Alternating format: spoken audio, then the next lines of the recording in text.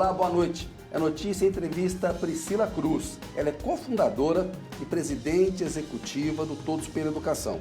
O Todos pela Educação é uma ONG, uma entidade não governamental, sem fins lucrativos, que busca assegurar uma educação básica de qualidade para todos os cidadãos brasileiros. A Priscila é uma das vozes mais respeitadas no debate público sobre educação. Priscila, é uma honra você estar aqui. Boa noite. Boa noite, Kennedy. A honra é minha. Muito bom estar aqui com você. Nós agradecemos, aqui na Rede TV. Ô Priscila, nessa semana, o Todos pela Educação divulgou uma pesquisa que encomendou ao Datafolha com alunos entre 14 e 16 anos, 113 municípios, e ela foi feita entre o dia 24 de janeiro e 6 de fevereiro. É uma pesquisa sobre o novo ensino médio. O dado que mais chama a atenção é que a pesquisa mostra que 65% querem um ensino médio flexível, ou seja, que ele pode combinar aquelas matérias, disciplinas de uma formação geral básica com o chamado itinerário formativo. Né? Ele quer seguir uma área no marketing, ele tem um marketing digital, uma cadeira dessa no ensino médio. Além disso, falando desse número, quais são as principais conclusões dessa pesquisa? Legal, Kennedy. Bom, vou fazer aqui só um breve histórico, porque essa reforma, chamada reforma do ensino médio, começou muito tempo atrás, com o deputado Reginaldo Lopes, que é do PT de Minas Gerais, que já captando essa necessidade de mudança no ensino médio, começou a relatar um projeto de lei que previa a flexibilização do ensino médio. Porque esse ensino médio que a gente tinha antes, que era monolítico, as mesmas disciplinas, todas iguaizinhas para todos os alunos. Um currículo único no Brasil inteiro. Currículo único para o Brasil inteiro é algo que era muito próprio do Brasil, não estava dando certo, né? Porque eram 13 disciplinas exprimidas em 4 horas por dia. Então, não tinha mesmo como dar certo e não tem como a gente mais, nesse século XXI, nessa sociedade muito mais complexa, ter um ensino médio tão encaixotadinho, né? Como se fosse realmente uma esteira de produção. Precisava de uma reforma. Precisava de uma reforma. E aí a coisa andou e ela foi aprovada durante o governo Temer. Então, aí realmente a gente teve uma grande questão que foi aprovada num momento político muito complicado e logo na sequência, a gente teve governo Bolsonaro com a balbúrdia, né, daquele MEC que a gente, né, o Ministério da Educação absolutamente desorganizado, que dinamitou as pontes federativas do país todo, né, então passou a não dialogar mais com estados e municípios, se encastelou aqui, né, em Brasília, mas lá no Ministério da Educação, sem nenhum tipo de diálogo, e a pandemia. Então, a implementação dessa reforma ficou muito complicada mesmo. Então, tem um monte de buraco, de erros,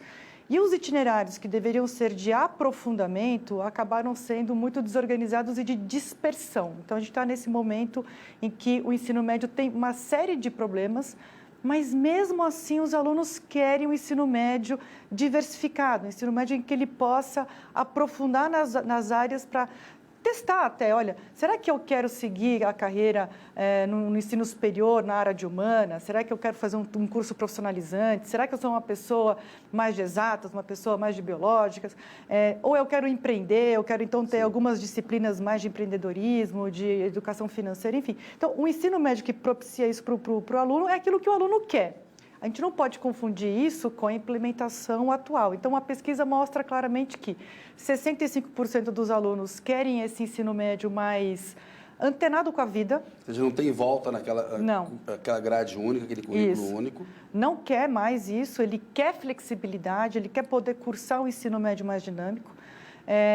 Quanto mais ele conhece a proposta, maior é a aprovação. Então, chega a 79% dos alunos que conhecem bem a reforma. Agora, isso não significa que o aluno está satisfeito com essa implementação. Tem realmente uma série de questões que precisam ser corrigidas e agora está no Congresso Nacional para serem corrigidas. Está tramitando na Câmara um projeto de ajuste relatado pelo Mendonça Filho do ensino médio. A previsão são de 3.000 horas em aulas, né? Divididas hoje 1.800 horas para a formação geral básica e 1.200 horas para os itinerários formativos. O governo quis mudar a formação geral básica, aumentar em mais 600 horas, passar para 2.400. O relator quer 2.100 horas. O nó é na questão das horas, porque as horas, claro, é uma coisa importante, que você vai dedicar a cada uma das coisas. Mas é só esse o problema? Está nas horas ou tem outros problemas que a gente tem que resolver na reforma? Não, tem mais alguns, mas eu diria que esse é o principal É o nó. Porque, de fato, a lei que foi aprovada durante o governo Temer tem uma questão muito complicada e que o próprio Todos para a Educação já se posicionou há muito tempo, isso na época da transição do governo Bolsonaro para o governo Lula, que a gente participou desse processo de transição, a gente já apontava isso. Não pode ter, Kennedy, um teto para a formação geral básica. Hoje, o que está sendo implementado no país, o que está em vigor, é um teto de 1.800 horas para a formação geral básica. O que a gente já propunha e que é o texto que tanto o MEC defende, mas também o próprio deputado Mendonça já colocou, que é tirar o teto e colocar um piso, é substituir o teto por um piso. Então, você muda o teto de 1.800 horas para um piso de, aí, no caso do MEC, defendendo 2.400 horas como piso, e o Mendonça Filho, 2.100 horas de piso. Então, Todos pela Educação tem uma posição sobre esse número de horas? A nossa posição é o seguinte, primeiro a gente precisa tirar um pouco esse cacuete que a gente tem no Brasil, de querer impor para o Brasil inteiro, daqui do Alto de Brasília, regras para todos os estados e municípios, sendo que a gente tem um país extremamente diverso, com maturidades diversas de implementação, de resultado, qualidade de ensino, nível socioeconômico, vocações, etc. Então, a nossa proposta é uma banda. É trabalhar com uma banda de entre 2.100 e 2.400 horas, porque aí daria para poder, por exemplo, encaixar a educação profissional, que o próprio presidente Lula, o próprio Ministério da Educação tem defendido muito fortemente. Como os cursos de educação profissional, eles são entre 600 e 1.200 horas, um curso de 1.200 horas, ele não pode estar num curso de 2.400 como piso. Então, para poder é um Tetris, um Tetris. Só que você tem que colocar isso tudo numa perspectiva federativa. Então, para poder dar flexibilidade também para os estados, que são os que implementam o ensino médio, são os que fazem a gestão das redes de ensino médio no Brasil, é dar essa banda, olha, entre 2.100, 2.400, 2.200 e 2.400 que seja, mas com uma posição adicional, que é poder crescer a formação geral básica ao passo em que a escola também vai para o tempo integral. Então, amplia mais tempo de aula. Claro, porque uma escola que tem o tempo integral, que é de 7 horas por dia, por que ela vai ficar restrita a 2.100, 2.400? Não tem por que ficar restrita a 2.400 horas. Ela pode crescer muito mais e deve crescer muito mais. Então, a nossa posição nesse ponto dos pisos da formação geral básica é esse. Tem um outro ponto que também tem uma certa, ainda, não vou dizer que é uma disputa, mas a gente ainda não conseguiu chegar num acordo entre Congresso, entre Câmara dos Deputados e Ministério da Educação, e CONSED, que são os secretários estaduais de educação, em relação aos itinerários. Que esse é um ponto importante, Kennedy, que assim, o que os jovens querem e que a pesquisa aponta muito claramente? Os jovens querem flexibilização, mas eles não querem a balbúrdia. A gente não quer voltar para o passado. Jovens querem uma diversificação organizada. Então, você tem que definir esses itinerários. Critérios para definir. Então você vai dizer, olha, o itinerário não é infinito. Então, infinito. Aí a gente tem realmente, assim, itinerários que não tem absolutamente, não fazem nenhum sentido mesmo. Agora, se você define uma base curricular dos itinerários e as redes e as escolas, a partir dessa base, vai escolhendo aqui os aprofundamentos, porque não pode também ser uma dispersão que vai ter conteúdos que podem, inclusive, ter uma pressão das corporações ou das igrejas. Exemplo de um itinerário que aprofunda a pressão de corporação e um itinerário que você acha que não tem nada a ver?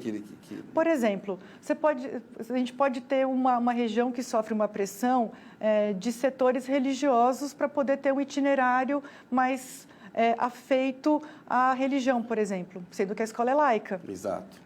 Vou pegar um outro exemplo. Você pode ter uma região que é, por exemplo, que é a economia do calçado, por exemplo, como tem lá no interior de São Paulo, na região de Franca.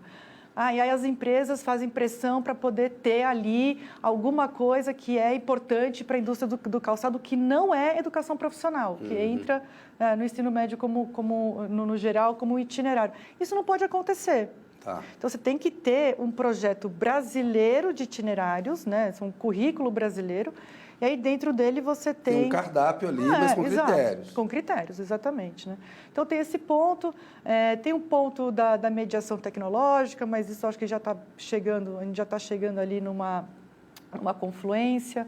Enfim, eu estou muito otimista, eu acho que a gente está conseguindo já chegar finalmente e precisa chegar, Kennedy, porque cada mês que passa é um ano que a gente está em risco, porque o ensino médio que tem esse teto de 1.800 horas está em vigor agora.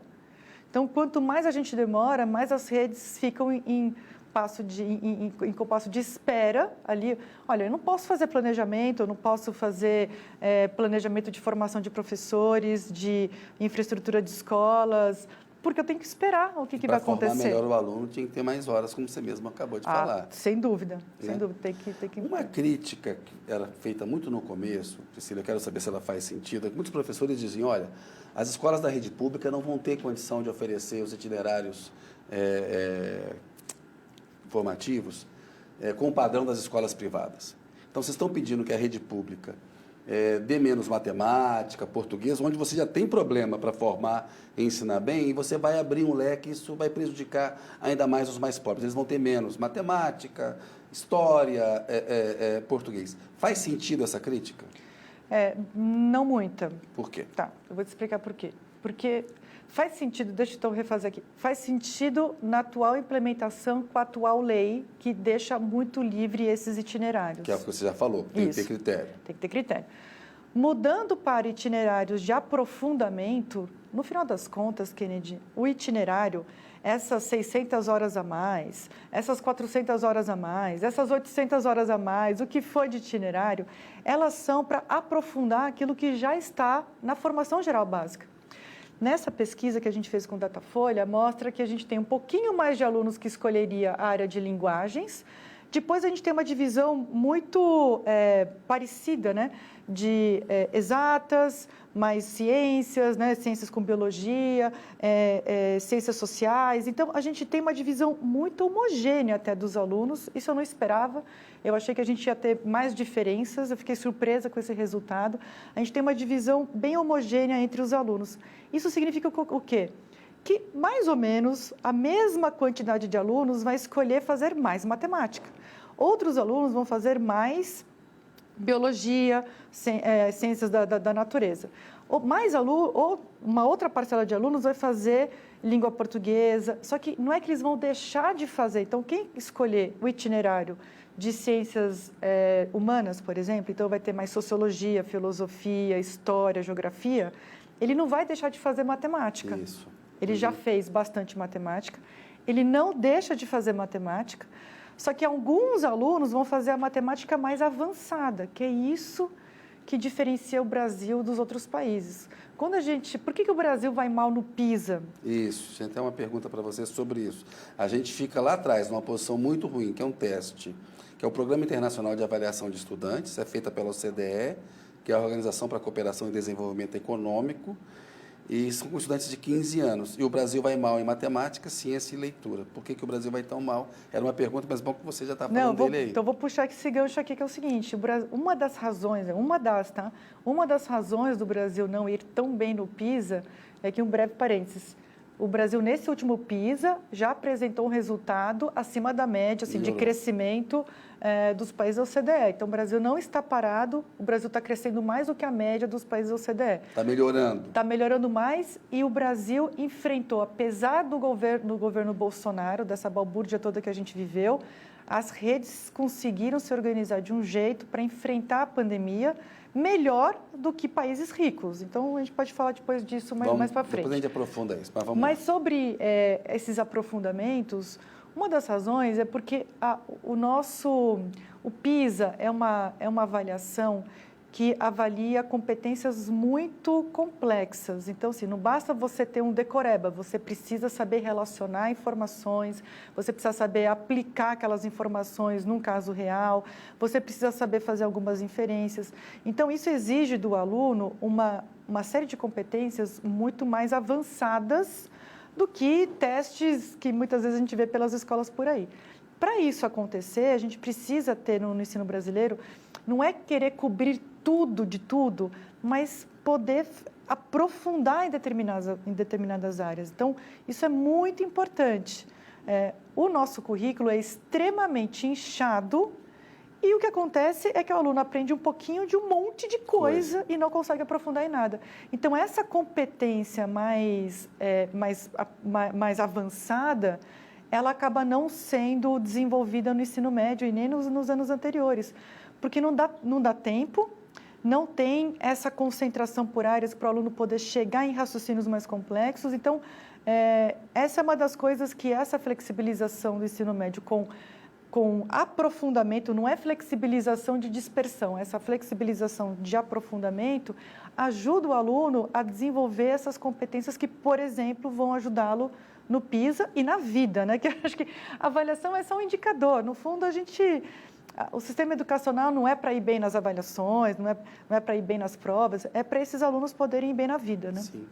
Ô Priscila, eu vou falar do ensino técnico, que a pesquisa mostra um desejo dos estudantes de ter acesso a esse tipo de curso. O presidente Lula acabou de anunciar nessa semana 100 novos institutos federais de educação, ciência e tecnologia, muitos em comunidades de periferia, mais carentes das grandes capitais, Rio, São Paulo. E eu queria uma avaliação sua sobre esse desejo da escola técnica e dessa iniciativa do governo. Não, perfeito. Olha, talvez uma das áreas que o Brasil precise avançar mais e que não só essa pesquisa, mas outras também vem mostrando, é que o jovem ele não vê muito sentido no ensino médio, na escola em geral, mas no ensino médio isso fica muito forte, ele não vê muito sentido. Por isso, a flexibilização, né, modernização do ensino médio e também por isso a importância da educação profissional integrada ao ensino médio, né?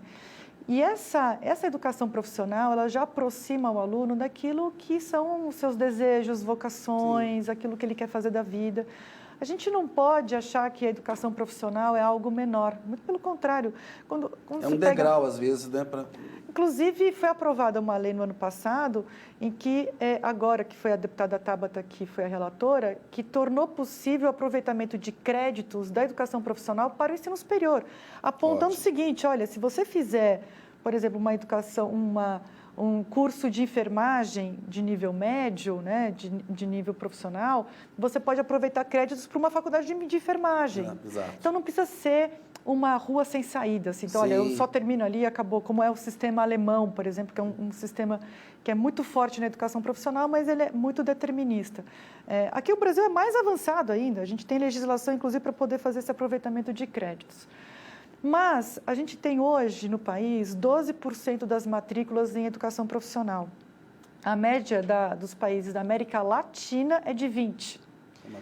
E dos países da OCDE é 40%. Então, a gente está muito atrás. Um longo caminho. Tem um longo caminho. Por quê? Porque a gente tem um histórico também no Brasil de educação profissional que é para, como já teve, inclusive, expressão na lei, para os pobres... Preconceito, para quem não merece ir para a universidade, forma aí vai trabalhar. Exatamente, porque estava na letra da lei, assim, era para os pobres. Então, era para quem não ia para a universidade, ou é para quem era... A universidade é para rico, o pobre filho, não tem que ir para a universidade. Filho do escravo, né, do escravizado, isso. Então era bem isso.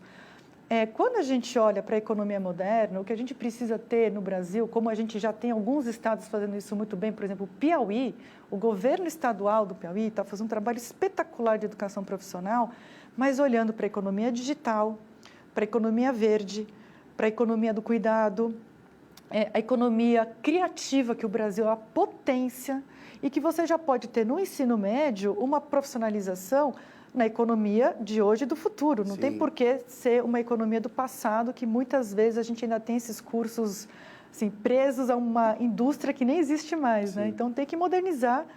Modernizando, Kennedy, a gente muda o ensino médio, a gente muda a economia brasileira e, o mais importante, a gente distribui renda.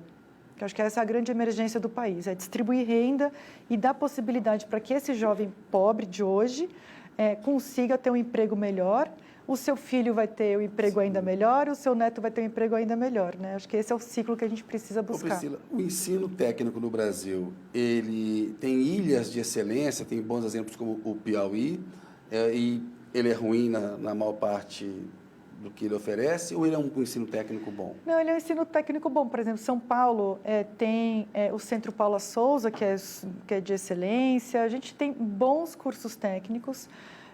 O próprio Sistema S oferece bons cursos técnicos e precisaria até ampliar ainda mais.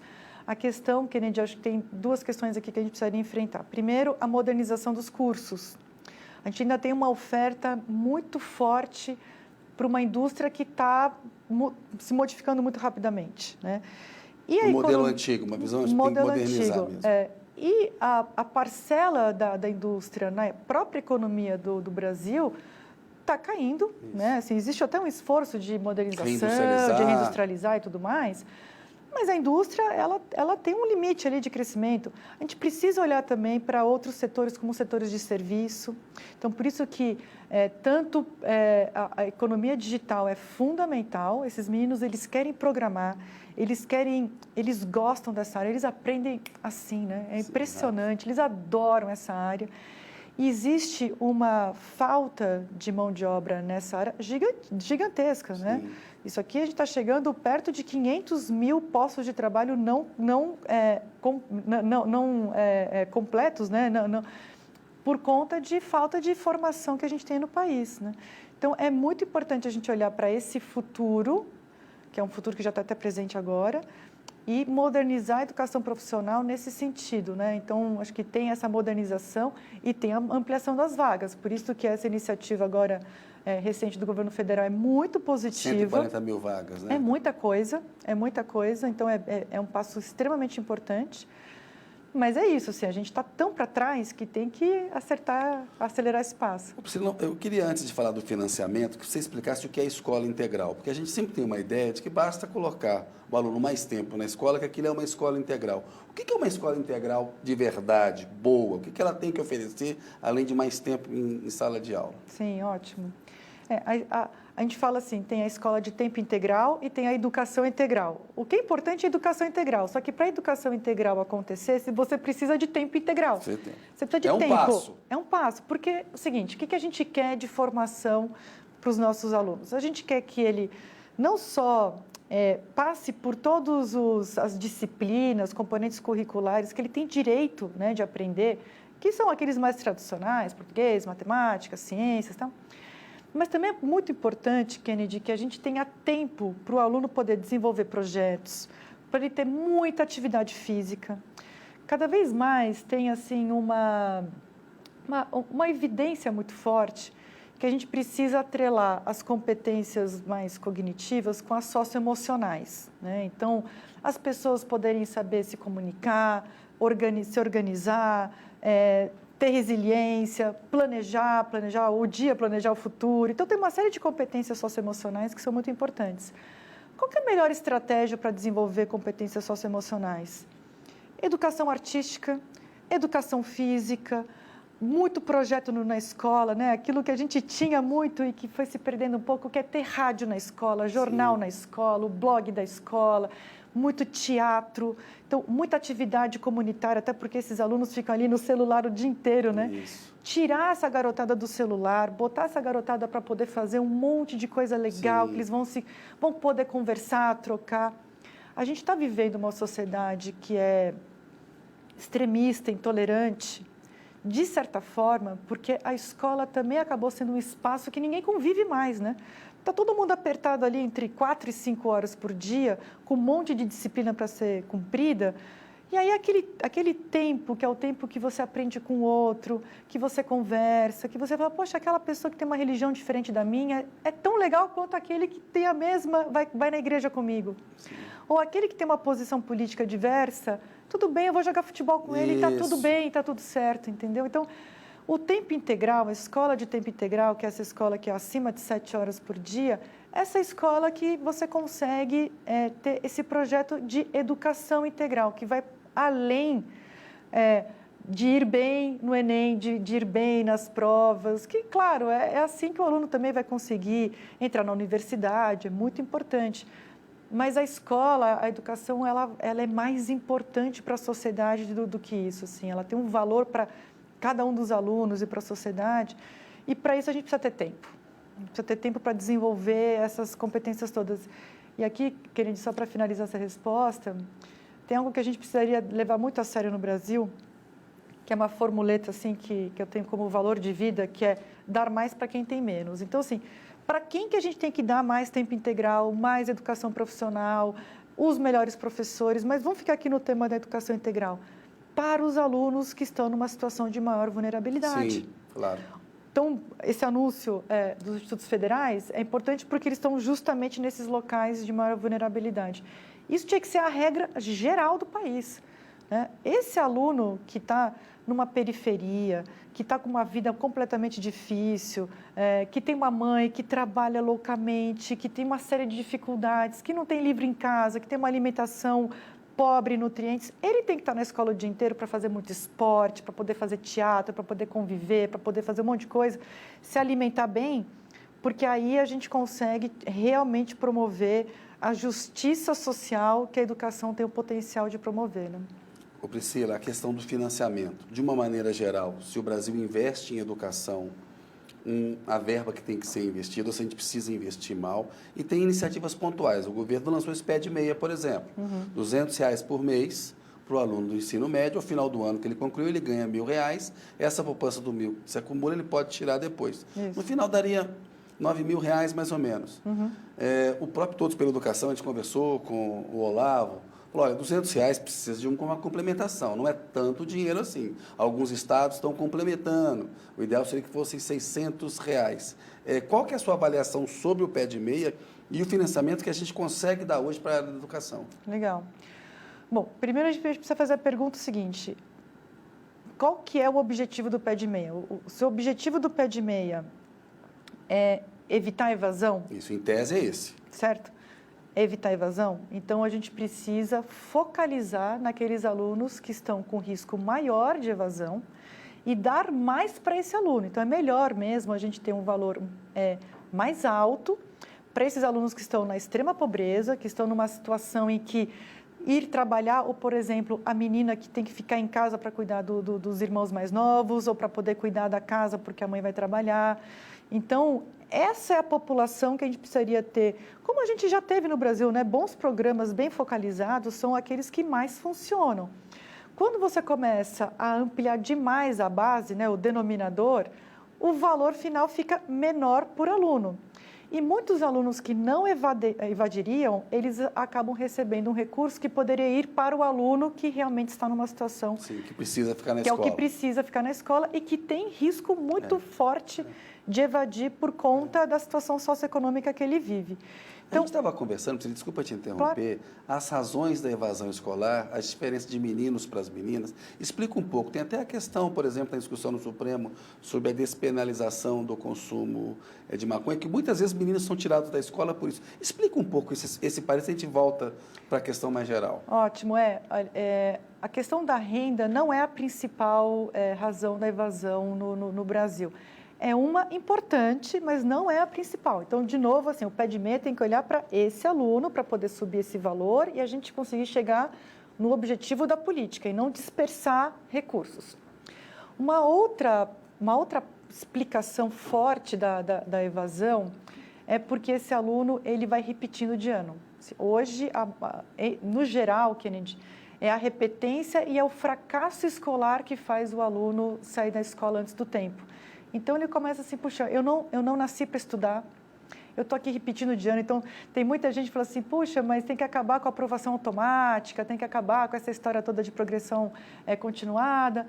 Mas a gente precisa garantir esse fluxo, porque o aluno que repete, ele é o maior candidato à evasão. É aquele que repetiu 2 anos, a probabilidade dele evadir é enorme. Mas aí tem os outros fatores que muitas vezes estão juntos, né? É muito difícil você ter uma situação que você isola esses fatores. No fundo, é isso, sim. A pobreza leva muito a isso. Então, a pobreza, o nível socioeconômico faz com que... É justamente esse o aluno que tem as maiores taxas de repetência, é o aluno que muitas vezes está inserido numa situação, numa realidade, principalmente das grandes periferias, em que ele tem essa pressão para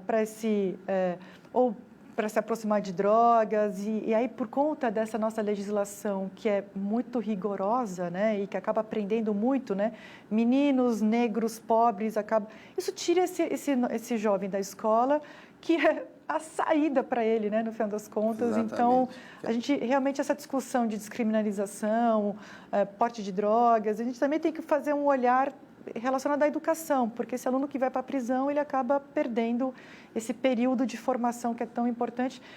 E olha, Kennedy, depois que a evasão acontece, é muito difícil esse menino voltar para a escola, muito difícil.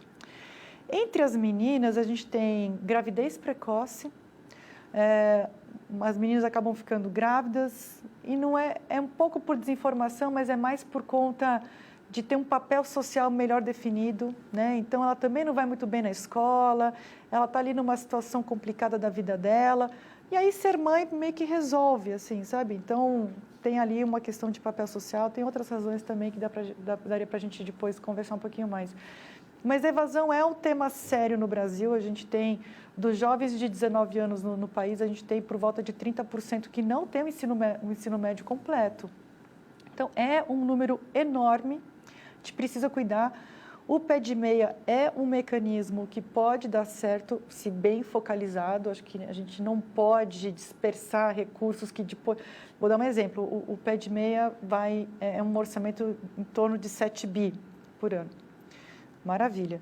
O orçamento do Ministério da Educação para a educação integral é 1,5 bi. Então, assim, a gente precisa também focalizar para poder ter recursos para outras políticas públicas que são tão importantes quanto, sim, como a educação integral. O montante de recursos, a gente tinha que aplicar mais a educação no Brasil. Como é que a gente está na comparação com os outros países, Priscila? Então, essa pergunta é muito legal porque ela não tem uma resposta única, tá?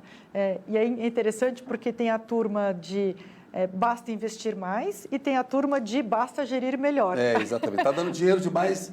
Administre melhor. Administre melhor. Não, o que falta é dinheiro. E o que falta é dinheiro. E, na verdade, são as duas coisas, né? Sim. Se a vida fosse simples... Falta dinheiro e falta administrar melhor. Falta administrar melhor, gerir melhor. Então, assim, em porcentagem do PIB, o Brasil investe mais do que a média da OCDE. Tá? Então, a gente investe 5,1% do PIB. Então, o esforço do Brasil, em termos de financiamento na educação, é até maior do que a média da OCDE. Mas aqui a gente tem um bom parênteses, que é o seguinte, esses países ricos já investem esse patamar, né, que é perto de 5% do PIB, há não décadas, há séculos. Então, eles têm um acúmulo. Claro. As próprias gerações, as mães, os pais já têm outra escolaridade, já têm outro nível de educação, de qualidade de aprendizado. Então, o Brasil não. O Brasil, a gente tem que lembrar que assim, a gente começou a crescer... foi na época do ministro Fernando Haddad, quando ele era o ministro da Educação, quando a gente começou, a curva deu uma guinada para cima. Meio do primeiro mandato do Lula. Exatamente, foi quando a gente deu aquela guinada. 2004, 2005, por ali, né? O Fernando Haddad foi 2007. 2007, já era o segundo mandato, então. Ele começou em 2005, final de 2006, comecinho em 2007. Tá. Então, ali que a curva começa a dar uma guinada para cima, muito por conta do aumento do investimento na educação básica, né? É menos porque subiu no ensino superior, é mais porque a educação básica cresceu bastante. Agora, é recente. E segundo ponto, Kennedy, quando a gente aí olha o investimento per capita, que é o que o aluno sente, uma coisa é a porcentagem do PIB, que é uma medida do esforço do Brasil, né, do país. A outra é o per capita, que é o o aluno sente. Aí a gente tem um pouquinho mais que 1/3 investido por aluno em educação no Brasil em relação aos países mais ricos da OCDE. Por quê? Porque o nosso PIB per capita é menor. Isso. E porque a gente tem mais alunos. Isso. Então, na hora de dividir o bolo, a gente tem mais bocas para alimentar nesse dinheiro da educação. Aí o investimento por aluno é mais baixo. Então, aí vem a história da gente ter que fazer uma gestão melhor. Porque tem alguns municípios, alguns estados que têm conseguido resultados melhores do que dos países ricos com o investimento atual. Puxa, mas se eles tivessem mais dinheiro, imagina o que eles não poderiam fazer. Isso. Então, assim, você pega o Ceará. O Ceará já está numa média de DEB muito parecida do que os países ricos, né? Quando a gente olha o ensino fundamental, especialmente, né? Puxa, se o Ceará tivesse mais recursos, esses meninos voavam. É uma rede que voa, que já é muito bem gerida. Então, ali, qualquer dinheiro é que nem solo fértil, né? Você bota dinheiro ali, ele se transforma em resultado. Sobral, né, que é muito conhecido, e tem, por exemplo, a melhor capital das 26 capitais brasileiras é Teresina, uma capital pobre, e que tem o melhor resultado educacional entre as cidades, entre as capitais. Puxa, se tivesse mais recurso, voava. Agora, tem também o outro lado. Tem cidade rica e que não tem resultado correspondente, né? Priscila, eu vou pedir licença um minutinho. A notícia volta daqui a pouco com Priscila Cruz. Olá, a notícia está de volta com Priscila Cruz, do Todos pela Educação. Priscila, o nosso tempo está curto, mas tem uma coisa muito importante que eu queria abordar com você. Você está lá no Conselho de Desenvolvimento Econômico e Social, coordenando um trabalho para a primeira infância, né? A gente sempre acha que a questão de ter creche, claro, é importante ter creche. Agora, que políticas públicas e o que está sendo feito que você acha que pode dar resultado para melhorar a educação para a primeira infância? Olha, Kennedy, a gente falou de tanta coisa aqui já, né? Mas vou te dizer que assim, o que pode mudar a educação brasileira e mudar o Brasil é a gente cuidar das crianças e principalmente da primeira infância. Porque esse bebê, essa criança com 3 aninhos, depois, né, a gente considera a primeira infância até 6 anos, essa é a criança que depois vai entrar numa sala de alfabetização, que depois vai estar no Fundo 1, no Fundo 2, no ensino médio. E a gente tem uma política ainda muito tímida no Brasil em relação à primeira infância. O governo federal, ele tem uma série quando a gente vai olhar e faz um raio-x, né, de vários ministérios, tem uma série de políticas que tocam diretamente ou mais indiretamente nessa primeira infância. Mas está faltando uma política coordenada e articulada. E aí eu recebi essa tarefa que muito me honra, de coordenar esse grupo de trabalho no âmbito do Conselhão, né? Você fala, é o Conselho de Desenvolvimento Econômico, mas é o Conselhão, é o famoso Conselhão, para a gente justamente criar uma modelagem de política nacional. Então, não é uma política só federal, é uma política nacional, então ela é federal, estadual e municipal, então ela demanda uma governança interfederativa. É uma política integrada. Aqui tem um ponto que o Vital Didonné, que é um grande especialista em primeira infância, uma vez ele falou isso, eu fico repetindo o tempo inteiro, tá? Que é o seguinte, a política de primeira infância, ela já é integrada, só que ela é integrada pela mãe. É a mãe que tem que integrar as políticas, ela que tem que ir no posto de saúde, ela que tem que ir atrás da creche, ela que tem que ver se a criança está comendo direito, é isso que ela tem que ver se a merenda está ok, ela que vai receber o visitador das políticas de visitação familiar. É ela que tem que integrar. E, no fundo, a gente precisa ajudar essa mãe brasileira, porque é muito difícil ser mãe, ainda mais mãe pobre, em situação de vulnerabilidade. Muitas vezes é mãe que é responsável, né, financeira daquela casa. Então, trabalho, transporte público, fica 2 horas para ir, 2 horas para voltar para casa. Essa loucura que é ser mãe. E a criança acaba sofrendo por conta dessa falta de integração que os governos precisam dar para ela e também para ajudar a sua mãe. Então, a gente tem esse grupo de trabalho, a gente está fazendo imersões no Brasil inteiro, porque acho que aí também tem uma outra coisa legal, que assim, o Brasil tem soluções para a primeira infância. A gente precisa agora expandir. Então, a gente viu soluções espetaculares em Pernambuco, em Boa Vista, em Jundiaí, em São Paulo, em Londrina.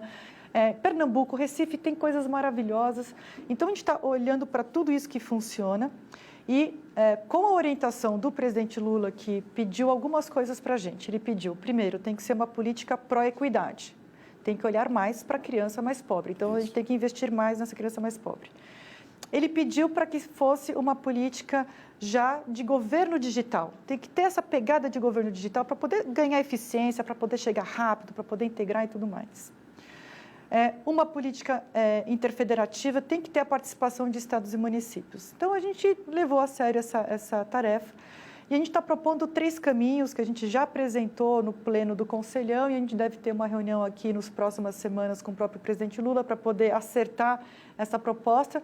Mas ouvindo os ministérios, a gente fez na semana passada um workshop com 23 ministérios, com a participação de 23 ministérios para já pensar nessa integração das políticas. Mas, basicamente, essa política nacional integrada para a primeira infância, ela tem 3 pilares. Um primeiro pilar, que é o pilar de ter um sistema único, um sistema único de base de dados. É como se fosse um CAD único, só que um CAD único da primeira infância. Como a gente tem uma lei recente que já tornou obrigatório o registro do CPF logo no nascimento da criança, então toda criança já nasce com o CPF com o número de identificação. Então, a ideia é integrar um banco de dados de saúde, educação, assistência, cultura, esporte, atendimento à mãe, enfim, tem aí as políticas todas que a gente precisa integrar e isso precisa estar no sistema único de informações, porque não tem como você integrar política pública sem integrar dados. Porque aí vem o segundo pilar. Nacional. Sistema nacional para uso, inclusive, de estados e municípios, né? Porque senão não faz sentido.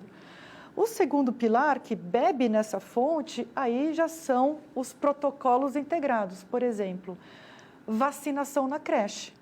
As crianças podem ser vacinadas nas creches, só que para isso eu preciso saber, num cadastro único, se aquela criança já foi vacinada ou não, para não repetir dose, enfim, para poder organizar.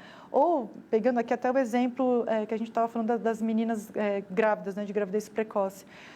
Esse cadastro vai apitar um sistema de alerta, porque vai estar lá a idade da mãe. Ela acabou de ter bebê, uma menina de 15 anos está matriculada no ensino médio. Opa, ela tem um risco de evasão muito grande. Vamos cuidar dela.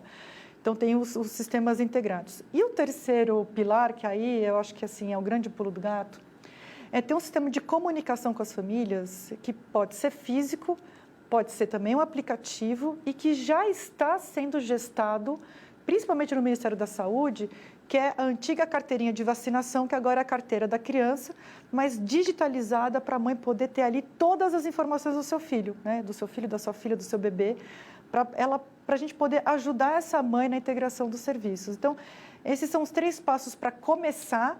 É um grande PAC da primeira infância, mas é um esforço coordenado de vários ministérios para a gente poder enfrentar aquilo que talvez seja a principal... isso quando, se aprovar com o Lula? Olha, aprovando com o presidente Lula agora nas próximas semanas, é trabalhar muito fortemente nessa governança interna do governo. O nosso desejo é que dá para a gente lançar essa política ainda nesse ano, no segundo semestre.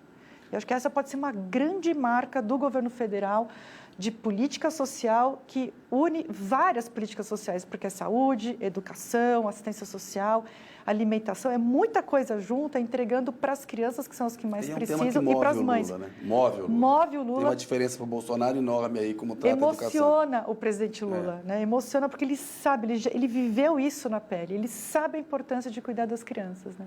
Ô Priscila, nosso tempo acabou e tinha tanta coisa para falar, o impacto do Bolsonaro na educação, mas já permeou isso, da pandemia. Eu queria uma palavra rápida sua sobre 2 coisas. Violência nas escolas e a necessidade de regulamentar redes sociais, se você acha que esse é um caminho, e a merenda escolar, para a gente encerrar a entrevista. Perfeito, vou começar por essa última. Olha, os programas todos de alimentação escolar, lembrando, no governo Bolsonaro não houve nenhum tipo de reajuste, no começo do governo do presidente Lula já houve um reajuste importante, mas a gente precisa investir muito nisso. Então, ter restaurantes populares perto das escolas, ter uma merenda também nas escolas, porque é para o aluno, mas também é para a família do aluno, a alimentação é fundamental, a gente precisa alimentar esse povo brasileiro, não dá para ter gente passando fome, ou gente com alimentação pobre em nutrientes, sem proteínas, sem, enfim, vitaminas, a gente precisa melhorar isso. Para a cognição, é um dos melhores investimentos, Kennedy, porque uma criança que não se alimenta, ela não consegue desenvolver o cérebro que ela tem o potencial de desenvolver para poder depois ter uma vida melhor, aprender, etc. Então, fundamental, acho que deveria ser uma grande obsessão do Brasil, a alimentação escolar, é um investimento que vale muito a pena, inclusive na primeira infância. Violência nas escolas. Violência nas escolas, aí é a solução ela é sistêmica. Tem um trabalho que é da escola, tem um trabalho que é da segurança pública, tem um trabalho que é da sociedade, da gente proteger a escola. Então, aqui, eu acho que merece um programa só sobre isso. Vamos remarcar. Ele é sistêmico, ele tem uma série de peças que a gente precisa encaixar para realmente garantir segurança nas escolas. E, por fim, tecnologia. Hoje, infelizmente, eu sou favorável a proibir o uso de celular na escola, hoje. Tá? Porque a gente ainda não tem um sistema que dê conta de articular o uso do celular que tem um bom com o uso, aprendizado. né? Que tem um bom uso. A gente ainda não tem, talvez a gente chegue lá, tá? Sim. Mas o celular distrai demais. Esses alunos estão viciados em conteúdos de curtíssima duração, então a concentração desses alunos está muito prejudicada. E cada vez mais, acabou de ser um estudo mostrando que o adolescente que fica um tempo sem redes sociais, sem o celular, ele fica mais feliz. Isso tem impacto na violência Sim. também, né? Então, nesse período da escola, vamos dar um tempo de celular, deixa o celular na mochila, no armário, ali em casa. Vamos viver a escola como a gente vivia antes, né? Olhando olho no olho, sem ficar ali naquela telinha, preso numa realidade que muitas vezes é até radical e que acaba radicalizando esse jovem.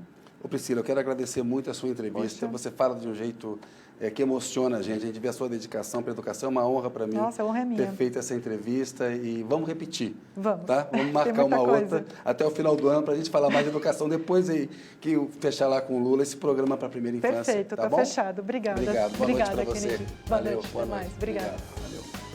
Pessoal, agradeço muito a audiência de vocês. Um abraço. Até a semana que vem. Boa noite.